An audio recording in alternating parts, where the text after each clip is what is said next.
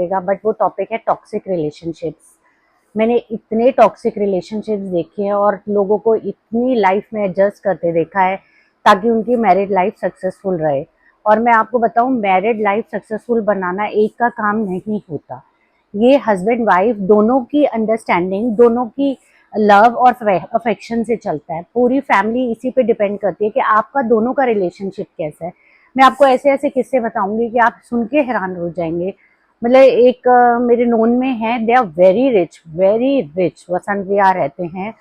कोई ऐसा नहीं है कि कोई ऐसे हल्की जगह रहते हो। उनके हस्बैंड वाइफ दोनों का रिलेशन ऐसा था कि husband was very very aggressive man, और वो जैसे लड़ाई होती थी तो इवन एक्सपेंसिव शो पीसेस तक फेंक देता था। और अगर वो दोनों मूवी देखने गए हैं तो दोनों, अगर हस्बैंड ने टिकट्स लिए हैं तो वाइफ को पॉपकॉर्न लेने पड़ेंगे। Can you believe it? इतनी छोटी बात, अल्टीमेटली तो दोनों का ही सब कुछ होता है। या तो आपने कोई सेकंड मैरिज करनी हो या आपका कोई और एक्स्ट्रा मैरिटल अफेयर चल रहा हो तो समझ आती है। It was nothing like that. They had only one son. उसने इंसान ने अपने इकलौते बेटे को भी साथ में रखने से मना कर दिया। उसने लव मैरिज की और वो उसकी मदर ने उसको सेपरेट कर दिया। उनका बहुत अच्छा, उसकी मदर का शेयर्स का काम था, उन्होंने अपने बेटे को काम भी सेट करा के दिया। They are doing very well. फिर एक लेटर, आजकल आपने एक टर्म सुनी होगी, ग्रे डाइवोर्सेस। तो आजकल ग्रे डाइवोर्सेस बहुत चल रहे हैं और वाकई कि एडजस्ट करते करते इंसान इतना थक जाता है कि उसको लगता है कि now I want peaceful life. मुझे अब ये चीची चैचे कचकच नहीं चाहिए। मैं थक गया हूँ या गई हूँ एडजस्ट करते करते। तो उनको लगता है लेट्स लिव सेपरेटली। उनको, you won't believe it, she must be around 60 और अब वो सेपरेट हो गई। Now she is living separately. अब उसके हस्बैंड को रियलाइज हुआ कि व्हाट हर वर्थ वाज, और अब he wants to stay with her. But now she says that I am so happy. मुझे ऐसा लगता है मैं हर काम अपने लिए कर रही हूँ। I am living my life for my self. मतलब एडजस्ट करते करते, उसका गुस्सा देखते देखते, एक ओनली चाइल्ड था उसको भी साथ नहीं रहने दिया। मतलब बड़े स्ट्रेंज से लोगों का बिहेवियर होता है। मतलब मुझे ये समझ नहीं आती कि हम इतनी जो मेहनत करते हैं, कुछ हमने कुछ भी साथ नहीं ले जाना, हम सब यहीं छोड़ के जाएंगे। तो why make life help for others? Why not keep our self happy and others happy too? तो ये हमारे ऊपर बहुत ज्यादा डिपेंड करता है, बी इट फीमेल और मेल, कि आप अपने घर का एटमॉस्फेयर अच्छा रखें।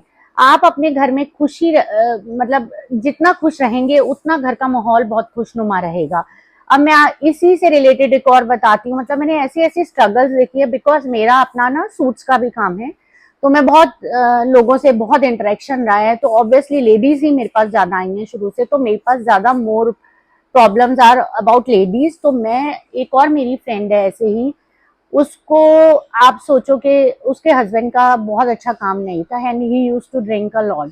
उसका एक बार लीवर पे भी प्रॉब्लम आ गई और उस लेडी ने इतनी मेहनत की है, इतनी मेहनत किया है। मतलब मेरा सूट्स का काम था, वो मेरे से ले जाके आगे सेल करती थी।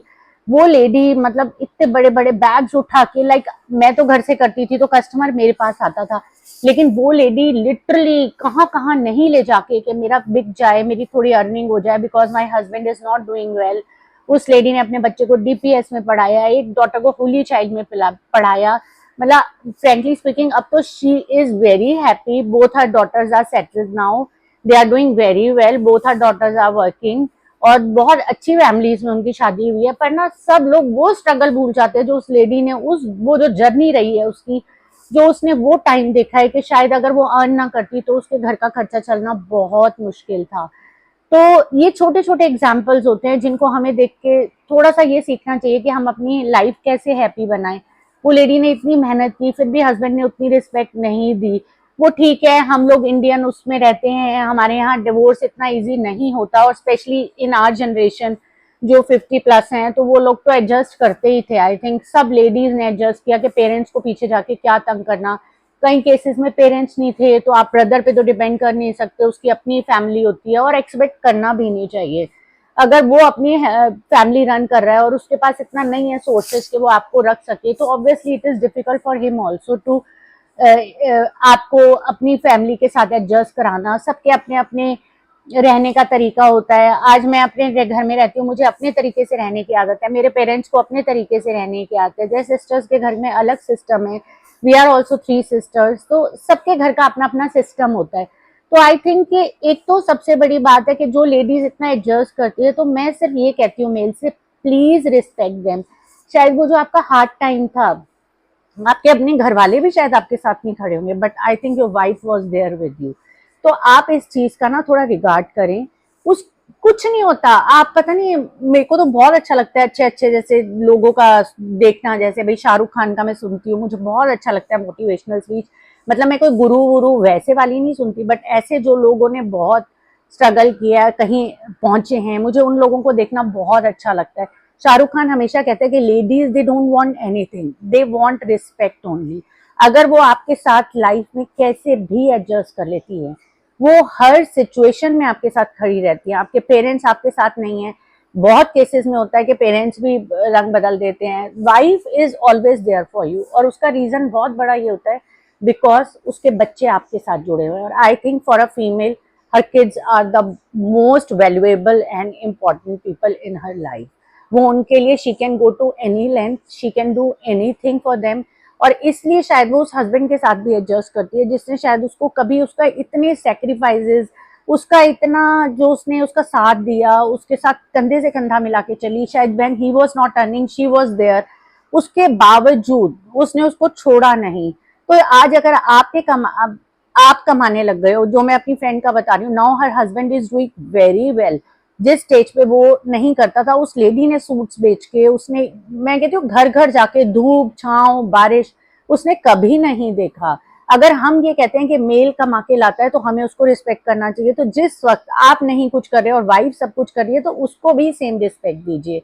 मेरे को लगता है कि आप थोड़ा सा अपना थोड़ा सा टाइम, थोड़ी सी रिस्पेक्ट उसको दे देंगे, सिर्फ उसको यही कह देंगे आपने खाना बहुत अच्छा बनाया, आज आप बहुत अच्छे लग रहे हो, या मैं आपके लिए चाय बना दूं, ये छोटी छोटी चीजें, इतना करने में किसकी ईगो हर्ट होती है? क्या लेडी, मुझे पता है लेडीज बीमार भी होती है तो भी उठ के बच्चों का टिफिन पैक करती हैं, खाना बनाती हैं। तो आई थिंक मेल्स को भी थोड़ा सा करना चाहिए। और हाँ, मैंने बहुत सारे मेल्स वो भी देखे हैं जहाँ वाइफ्स बहुत ज्यादा लड़ाकू टाइप हैं और वो लोग बहुत एडजस्ट करते हैं। वो लोग बच्चों को भी देखेंगे, खाने में भी हेल्प करेंगे, किचन किचन में, कपड़ों में, हर चीज में हेल्प करते हैं। देखो ये तो दो पैरेलल लाइंस चलती हैं, ये कभी एक साथ तो हो नहीं सकती, लेकिन दो अलग अलग फैमिलीज के लोग हैं, दो अलग माइंडसेट के लोग हैं, दो अलग नेचर के लोग हैं, वो आके जुड़ते हैं शादी जैसे बंधन में। तो उनको ये देखना है कि साथ साथ कैसे चले, ठीक है। ये उनकी ड्यूटी है कि दोनों एक दूसरे का ध्यान रखें। मैं कभी ये नहीं कहती कि फीमेल ही मेल का रखे या मेल ही फीमेल का रखे, बट दोनों रखें, इससे आपकी लाइफ बहुत बहुत अच्छी होती है।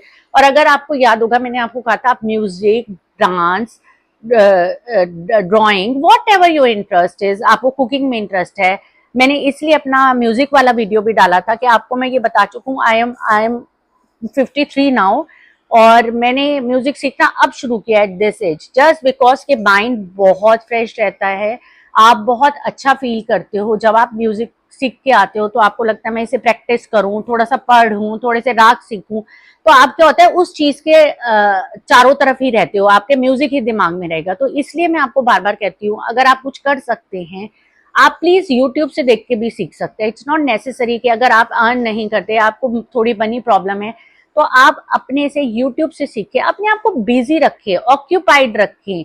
बैठ के किसी के लिए कुछ कुछ बोलना, नेगेटिव देखना, नेगेटिव सोचना, ये छोड़ दीजिए। मैं आपसे रिक्वेस्ट करती हूँ, और मैं आपको बताऊं, मुझे बहुत बहुत अच्छे कॉम्प्लीमेंट्स मिले हैं।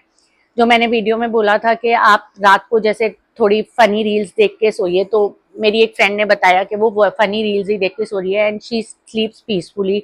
फिर मैंने जैसे आपको बताया था कि जैसे आप सो रहे हैं, आप नेगेटिव जा रहे हैं, तो आप कुछ भी अपना पुराने टाइम का, स्कूल टाइम का, क्या कॉलेज टाइम का, फैमिली में जब आप बैठे थे, जो आप बहुत हंसे किसी बात पे, तो आप उस बात को याद कीजिए, और उसको याद करेंगे तो आपके ना नेचुरली हंसी ऐसे स्माइल सी आ जाती है चेहरे पे।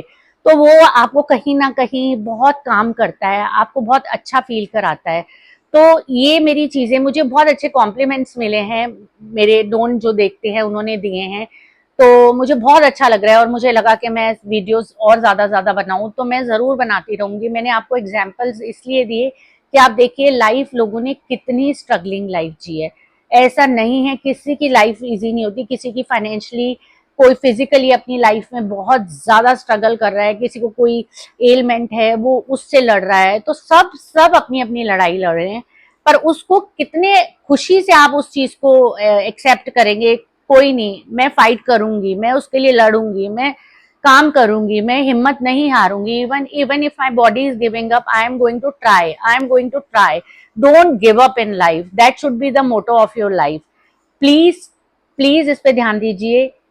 Please share, subscribe and keep watching my channel. Thank you so much.